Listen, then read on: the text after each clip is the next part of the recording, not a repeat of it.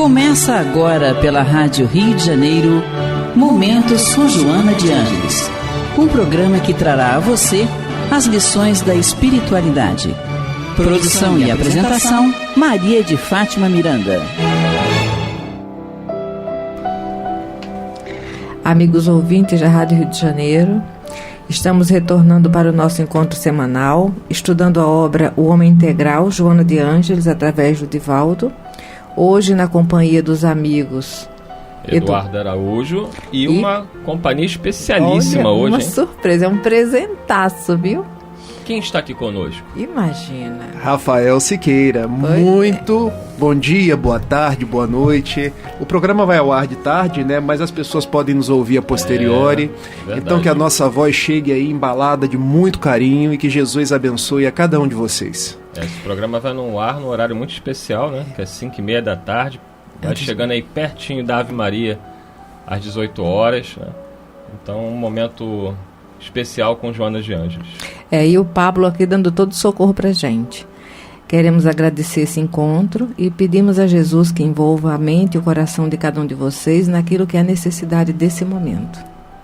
Vamos lá? O Eduardo vai fazer a leitura. É o capítulo 7 do livro Homem Integral, Planificação Interior, no item Relacionamentos Perturbadores. Hoje, a partir do 4º parágrafo. Vale a pena até, Miranda, a gente retomar faz uma leitura inteira. O terceiro parágrafo, né? Porque ele é belíssimo. Nós falamos um pouquinho sobre ele semana passada e retomamos a partir dele, aqui aproveitando a presença do Rafael. Rafael, que é o mais novo estudante de psicologia, né? Já está aí caminhando. Está em que período, Rafael? Quarto período.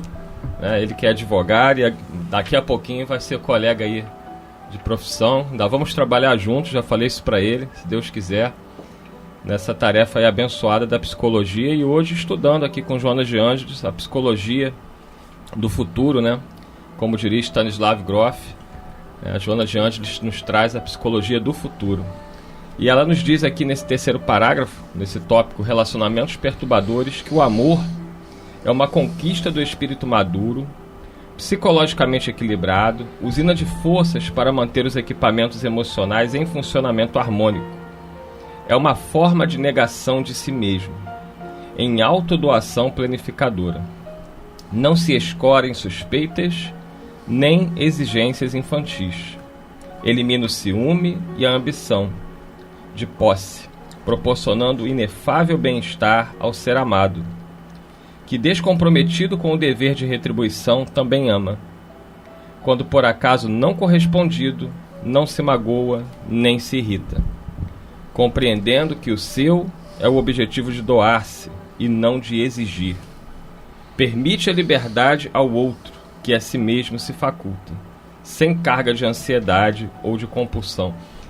Eu fiz questão de repetir esse parágrafo, que eu achei ele belíssimo, de uma profundidade incrível, porque Joana aqui faz um resumo do amor, né, de uma forma que todos nós que estamos aqui neste momento, ouvindo esse programa, deveríamos refletir muito, né, que o amor é uma conquista do espírito maduro, é uma forma de negação de si mesmo, em autodoação planificadora. Rafael, isso é belíssimo. Mas se nós conseguíssemos trazer isso para os nossos relacionamentos, né, seja o relacionamento amoroso, o relacionamento entre pais e filhos, entre irmãos, entre amigos, o mundo seria melhor. Com certeza. E me faz lembrar uma passagem do Evangelho, lá no Amar ao Próximo como a Si Mesmo, do capítulo 11, quando o Espírito Lázaro vem nos dizer, no item 8, o amor resume a doutrina de Jesus toda inteira, visto que esse é o sentimento por excelência, e os sentimentos são os instintos elevados à altura do progresso feito. Em sua origem, o homem só tem instintos. Quanto mais avançado e corrompido, só tem sensações. Quando instruído e depurado, tem sentimentos. E o ponto delicado do sentimento é o amor. Não o amor no sentido vulgar do termo, mas esse sol interior que condensa e reúne em seu ardente foco todas as aspirações e todas as revelações sobre-humanas. Olha que beleza! nós pensarmos no amor como esse sol que condensa todas as aspirações da criatura humana. Porque é uma coisa muito interessante, nós ainda pensamos o amor conforme os padrões do mundo. E nos diz, nesse texto de Lázaro, que a gente deve caminhar para o amor da doação, pelo amor de entrega ao ser humano. Porque no princípio nós temos instintos. Um instinto de conservação, um instinto de sobrevivência, depois nós passamos para as sensações. E o mundo nos apresenta muitas sensações. A sensação da atividade sexual, a sensação de comer, a sensação das mais variadas. Mas a supremacia é quando a gente passa do instinto para a sensação até chegar no sentimento. E o auge do sentimento é o amor. Quando a gente espera ser amado, nos diz a benfeitora Joana de Ângeles, nós ainda estamos num estágio de infância psicológica. E é o que ela fala aqui, né? Ela diz aqui que não se escorem suspeitas nem exigências infantis. Aí ela dá a grande dica pra gente, que a gente tem que buscar, né? Um esforço, eliminando o ciúme e a ambição de posse. Porque os nossos relacionamentos, sejam de que esfera for, eles normalmente se baseiam ainda nesses sentimentos inferiorizados, do ciúme e a ambição de posse, como se o outro fosse uma propriedade nossa. Exatamente. Mas quando a gente faz o exercício de amar, sem esperar que o outro nos ame, sem esperar qualquer retributiva da outra pessoa, a gente cresce o nosso espírito e passa a ouvir a voz de Jesus que clama dentro de cada um de nós.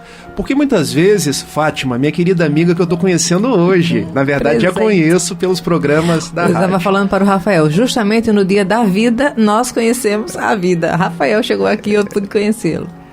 O amor no mundo, grande parte das vezes, a gente quer celebrar através de uma troca. Se você me ama, Eduardo, eu vou te amar. Isso. Mas não importa se você me ama. Se você não me ama, o problema está contigo. Isso. O problema passa a ser quando eu não te amo. Quando eu não faço bem para você. Quando eu me vingo de você. Então o que nos pede Joana de Ângeles, nos recomenda, é que nós possamos amar. Que nós possamos nos despir, negar, e essa negação aqui é a negação do ego, é a negação desse instinto onde nós muitas vezes, se a farinha pouco, o meu pirão primeiro. Quando Jesus, na presença de 2 peixes e 5 pães, alimentou 5.000 homens. Então esse convite que nós recebemos no atual estágio da humanidade, de tantos problemas sociais, nos recuperando aí de uma pandemia, é amar cada vez mais. É dividir cada vez mais, é ser cada vez mais caridoso. Concorda, Fátima? Sim, estávamos refletindo a abnegação e o devotamento, que o Evangelho nos convida, né? E tem uma figura, São João da Cruz, que nós gostamos muito de ouvir a Lucilena Galvão conversando sobre ele. E ela nos diz que São João da Cruz, ele foi o confessor de Teresa d'Ávila. Era bem mais novo que ela, mas era o confessor dela. E ele nos falava que essa necessidade nossa na busca de Deus, ela tem que transcender tudo que a gente pode imaginar, porque temos que aprender a amar até mesmo a nível de não ficar barganhando o céu. Eu vou amar porque eu quero ir para o céu, porque aquele que ama nesse nível, ele já está no estado interior de céu, né? O que estávamos lembrando. Então a gente fez aí uma recapitulação desse terceiro parágrafo belíssimo de Joana. E vamos seguindo aqui nesse tópico relacionamentos perturbadores, no capítulo 7, agora no parágrafo 4, quando Joana diz: quando essas características estão ausentes, o amor é uma palavra que veste a memória condicionada da sociedade, em torno dos desejos lúbricos e não do real sentimento que ele representa. Esse relacionamento perturbador faz da outra pessoa um objeto possuído, por sua vez, igualmente possuidor, gerando a desumanização de ambos. Ao dizer-se meu amigo, minha esposa, meu filho, meu companheiro, meu dinheiro, a posse está presente, e a submissão do possuído é manifesta sem resistência, evitando conflito no possuidor, não obstante da diferença por saturação. Não obstante em conflito, aquele que se deixa possuir até o momento da indiferença, por saturação, desinteresse ou da reação do rompimento, transformando-se o afeto posse em animosidade, em ódio. necessária uma nova conduta, e para isso a psicologia profunda se torna o estudo de uma nova linguagem libertadora. A palavra é um símbolo que veste a ideia, por sua vez, formulação do pensamento que se torna uma memória acumulada e retorna quando se deseja vesti-lo. E aí é interessante, né? Porque nós usamos muito esses termos. O meu, esse pronome possessivo é algo muito forte em nós, Rafael. E o problema não é só o pronome, a gente transforma isso numa realidade. E a gente acaba sufocando o outro, né? É a mãe que sufoca o filho, o irmão que sufoca o irmão, o esposo que sufoca a esposa. E a gente vive sufocado. Por isso que as pessoas hoje em dia não respiram bem. São relacionamentos que sufocam, que constrangem. Como é que a gente faz, Rafael, para se libertar, né, dessa dominação que a gente inconscientemente, como diria Freud, né, a gente age como pelos atos falhos, a gente simplesmente traz isso para a nossa vida, traz isso para os nossos relacionamentos e, claro, com quem convive conosco. Existem algumas formas da gente trabalhar essa questão. A primeira delas é deixando de conjugar o pronome possessivo do egoísmo e passando a conjugar o pronome possessivo da humildade, da fraternidade. E isso eu ouvi de Divaldo Pereira Franco, que a gente costuma conjugar o meu, o eu, ao invés de conjugar o nós, o nosso. Porque veja, o meu amigo Eduardo... Mas o Eduardo é um amigo da Rádio Rio de Janeiro. O Eduardo é uma pessoa que atende os seus pacientes, é uma pessoa que não é exclusividade do Rafael. Eu não posso monopolizar o Eduardo. Porque se eu monopolizo você, eu te coloco a minha sombra. Nem você cresce, nem eu cresço. Porque eu acho que eu sou seu proprietário. E quantas vezes a gente faz isso nos nossos relacionamentos? A minha esposa. Existe um texto belíssimo de Gibran Khalil Gibran, quando ele fala do carvalho e do cipestre, que são duas árvores que crescem juntas e devem permanecer juntas, mas uma sem fazer sombra para a outra. Porque quando uma faz sombra para a outra, você vai matando a outra personalidade. E o que nos propõe Gibran? Que nós conservemos a nossa individualidade, desenvolvendo a fraternidade, sem sentimento de posse, sem o que é meu, mas aprendendo o nosso, porque aí é a nossa família, o nosso matrimônio. Nós aprendemos a lidar com a outra pessoa por aquilo que ela é, não quando ela se curva à minha vontade. E é muito interessante, Fátima, nós estamos gravando o programa num dia de finados, que é o dia daqueles que vivem. Já pararam para pensar que muitas vezes a nossa dor, que existe a dor saudade, mas nós não devemos transformar na dor revolta. É porque a gente acha que o filho é meu, que o pai é meu, e em verdade eles são filhos de Deus. Todo espírito é uma criatura criada por Deus que da sua simplicidade caminha para a plenitude. Plenitude é um termo da psicologia, utilizado pela própria Joana de Ângeles. Ele tem um tempo para estagiar aqui na Terra. E por mais que seja meu filho, meu irmão ou meu pai, ele tem a hora de retornar, independente da minha vontade.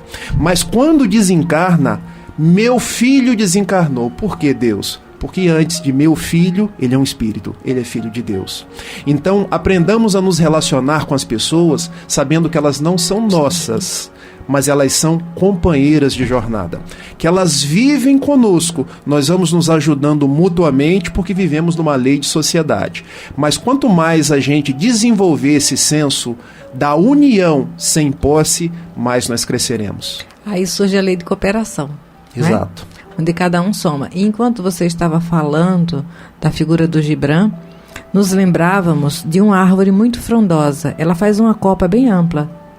E embaixo da árvore, onde ela faz a copa, nada consegue crescer. Não é?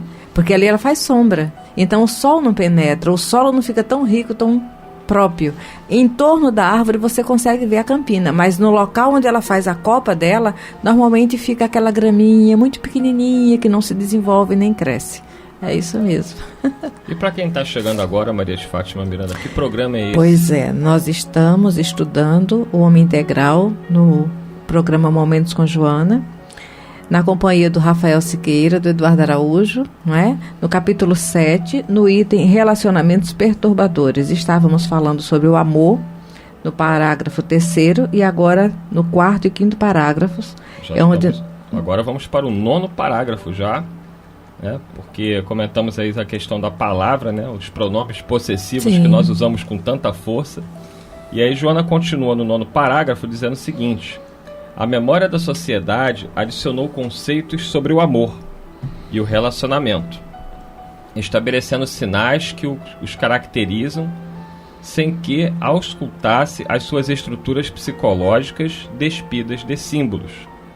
O homem deve comprometer-se ao autodescobrimento para ser feliz, identificando seus defeitos e suas boas qualidades, sem autopunição, sem autojulgamento, sem autocondenação. Pescá-los no mundo íntimo e eliminar aqueles que lhe constituem motivos de conflitos deve ser-lhe a meta. Não se sentir feliz ou desventurado, porém, empenhar-se por atenuar as manifestações primitivas de agressividade e posse, desenvolvendo os valores que o equipem de harmonia, vivendo bem cada momento, sem projetos propiciadores de conflitos em relação ao futuro, ou programas de reparação do passado. Então, mais um parágrafo aí brilhante, né, para a gente refletir. Quando Joana nos pede, né, que a gente tenha mais caridade conosco também, porque a busca pelo autodescobrimento nos proporciona mais equilíbrio, né? Quando a gente se conhece, a gente entende quem nós somos, né? Quando a gente olha a escala espírita que Allan Kardec nos apresenta em O Livro dos Espíritos, a partir do item 100, nós sabemos que ainda estamos na terceira ordem dos espíritos, caminhando em transição em busca da segunda ordem, que são os bons espíritos. Por isso, Joana nos pede mais carinho conosco mesmo. Porque eu vejo muitas pessoas hoje em dia, Rafael, Miranda, prezados amigos ouvintes, internautas, que se torturam. Porque eu brinco, eu sempre falo isso, né? Eu adoraria dormir Eduardo e amanhecer Chico Xavier. Porque parece tão fácil, né? Quando você pega um livro do Chico e você lê a biografia dele, você fica encantado. Madre Teresa, essas grandes almas que passaram aqui, conviveram conosco. Mas nós não somos ainda, né, um Chico, não somos uma Madre Teresa. Estamos em aprendizado, estamos caminhando. E eu vejo muitos companheiros se torturando, se auto-julgando, se auto-punindo, como se eles não pudessem ter nenhum valor. E Joana nos diz que a gente precisa reconhecer esse nosso esforço, esse nosso valor, reconhecer também as nossas dificuldades, né? Quando eu erro, eu tenho que reconhecer o meu erro, eu tenho que reconhecer a minha dificuldade, mas não ficar me punindo. Ela usa aqui os termos autojulgamento, autocondenação, autopunição. Psicologicamente, isso é muito perigoso, são posturas mentais que trazem ansiedade, que trazem depressão, que trazem a síndrome do pânico, que possibilitam que espíritos obsessores se aproximem de nós. É uma situação complexa, Rafael, que para muitas pessoas é um grande desafio. Joana aqui nos dá o caminho, né? Que nós precisamos buscar o autodescobrimento e a autocompaixão. Eu gosto muito de trabalhar essas questões, não à toa eu comecei a fazer psicologia, porque a gente sofre de um atavismo religioso. E eu vou explicar o que é a palavra atavismo. Atavismo são as heranças que a gente vai herdando desta vida e de outras vidas. São conceitos que nos vão passados, que nos são passados, e nós vamos agasalhando na alma. Nós sabemos, Fátima, que nós somos espíritas hoje, mas nós já fomos católicos, protestantes, budistas, ateus, e nós trazemos alguns conceitos arraigados no nosso espírito. Por exemplo, se existe pecado, deve existir punição. Se existe crime, deve existir castigo. É a ideia do Deus punitivo, o Deus que condena aquele que errou. Então, o que acontece com cada um de nós? A religião traz para mim o senso de que se eu errei, eu não mereço o reino dos céus. Eu não mereço o nosso lar dentro dessa proposta espírita. Então eu tendo a entrar em turras comigo mesmo. Quando eu vou então na questão 919 do Livro dos Espíritos, qual o meio prático mais eficaz de progredir nessa vida e de resistir ao mal? Um sábio da antiguidade já vos disse: conhece-te a ti mesmo. E nós fazemos muitas vezes esse trabalho, só que nós conhecemos a nossa sombra, o nosso lado que a gente não queria conhecer.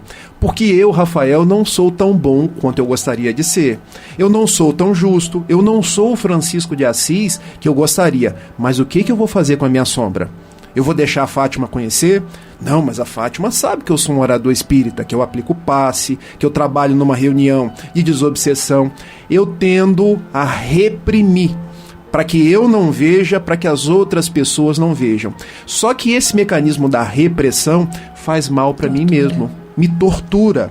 Eu entro numa postura de autocobrança, de autocondenação, e isso volta através de angústias, através de ansiedades, porque isso funciona tal qual uma panela de pressão. Você vai colocando aquilo ali para dentro, mas uma hora, se não tiver escape, isso vai explodir. Então o que nos diz Joana de Ângeles? Faça o processo do autoconhecimento. Mas agora eu quero usar as palavras dela, Fátima. Sem autopunição, sem autojulgamento, sem autocondenação. Quando você descobrir o que é feio em você, aprenda a amar o feio para transformar em bonito. Quando você descobrir algo na sua personalidade que você não gosta, não projete nas outras pessoas, porque nós projetamos muito. E dentro da proposta religiosa, a gente costuma projetar no diabo, porque tudo é culpa do diabo. No espiritismo, a gente costuma projetar no obsessor. Tudo é culpa do obsessor, quando o vício está em nós. Aceitemos que nós temos o vício e façamos o esforço de nos transformar, sem ficar com aquela espada na nossa cabeça. Eu não posso ser assim, eu não deveria ser assim. Que eu tenha olhos de bondade para comigo mesmo, até porque quem é bom consigo mesmo consegue fazer essa curva de bondade com as outras pessoas. É mesmo porque nós somos um laboratório vivo, né? Emmanuel, quando vai falar de saúde no livro Consolador, ele lembra que o homem que tem saúde é aquele que vive em perfeita harmonia com as leis de Deus. E às vezes nós fazemos uma confusão de que viver em perfeita harmonia é cumprir a lei integral, e não está ao nosso nível ainda, né? Porque quem cumpre a lei integral já são os espíritos puros. Jesus fala: seja um comigo assim como eu sou com o Pai. Então, ao nosso nível, cumprir a lei de Deus é, conhecendo essa lei, ir aplicando gradativamente em nossas escolhas diárias, e isso vai nos dando uma tranquilidade interior, porque não vai gerando remorso, né? Não vai gerando esse agente torturador, e cada um vai libertando a si mesmo, porque o outro não pode ser o meu inimigo, porque ele não é herdeiro das minhas experiências. O herdeiro das experiências é cada um herdeiro de si mesmo, né? Agora, em relação a essa tortura que nós vivemos, é mais pelo fato de que a nossa rebeldia nos coloca num foco diante da lei de Deus, onde nós nos sentimos castigados por Deus, né? A lei nós não podemos fugir, e ela é inderrogável. A aplicação dela vai me levar ao meu estado de consciência de culpa, né? E eu vou me sentir indigno da herança do reino. Estamos chegando ao final de mais um programa, né? Ficamos aí também com essa recomendação de Joana, que a gente identifique as nossas boas qualidades. Temos. Muita gente diz que não tem, mas isso não é verdade. Todos nós somos filhos de Deus. Jesus disse: vós sois deuses, lembrando lá os profetas, o Antigo Testamento, e disse mais: brilha a vossa luz. Somos filhos da luz, né? Só falta a gente cultivar isso dentro de nós, acreditarmos, lutarmos dia após dia, entendendo as nossas dificuldades, mas acreditando no nosso potencial. Todos nós temos. Tenho visto pessoas que saíram da plena escuridão para a luz com muito esforço, né? A gente lembra aí de Maria Madalena como um símbolo maior daquela que teve a glória e a honra de ser a primeira a ver Jesus após sua morte. Muita paz a todos, Maria de Fátima Miranda. Um abraço, que Jesus nos guarde e até a próxima. Um grande abraço, meus amigos. Obrigado, Eduardo. Obrigado, Fátima. E que vocês, ouvintes, recebam aí as nossas melhores vibrações de saúde, de alegria e de muita paz. Assim seja. A Rádio Rio de Janeiro apresentou Momentos com Joana de Ângeles, um encontro com as lições da espiritualidade. Produção e apresentação, Maria de Fátima Miranda.